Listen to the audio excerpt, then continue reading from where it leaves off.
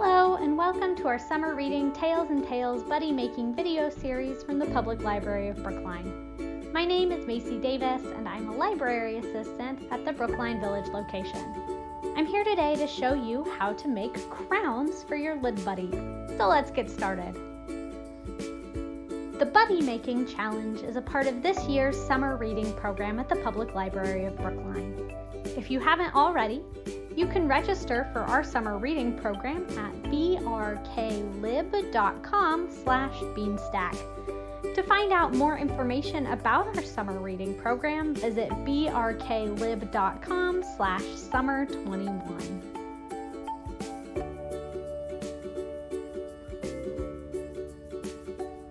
Step 1, we're going to choose our lace and materials.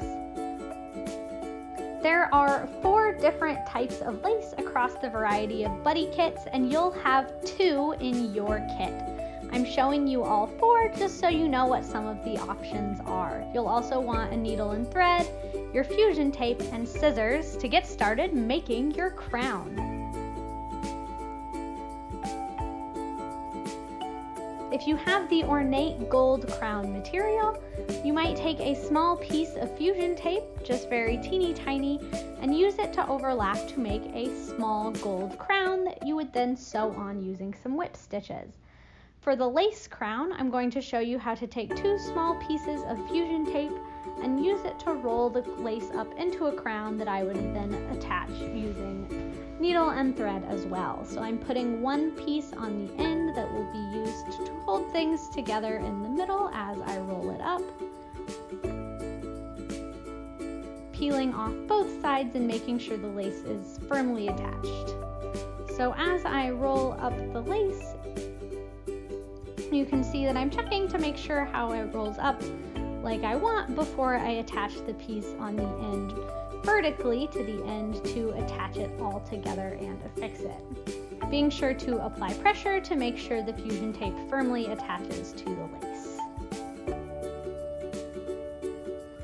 I then re-roll the crown and firmly press together. You can then take and tug out some of the middle pieces and twist and arrange them to make the crown stand out how you want it. When it comes to the stars, you can either form the gold stars into a circlet or cut off individual stars and attach them to your buddy as body details. There is no one right way to make a crown for your buddy. Use your imagination and go crazy with any of the lace options that you've been provided in your buddy kit. Next, we're going to look at how to attach a crown. I'm using the silver trim material here for this and positioning it on my buddy like a circlet, but you could use similar methods to attach any of the buddy videos. You can also, to attach any of the crowns. You can also check out some of our other buddy video series on YouTube to learn more stitches. So I tied a knot in my thread and started it a ways away from the crown, because later I'll be pulling the ends inside the buddy so that the crown stays affixed and the ends don't come off. I'm using a whip stitch to attach here, and I decided to use 2 stitches as an additional decoration detail on each of the downward facing leaves. And there are numerous ways that you can attach the crowns to your buddy.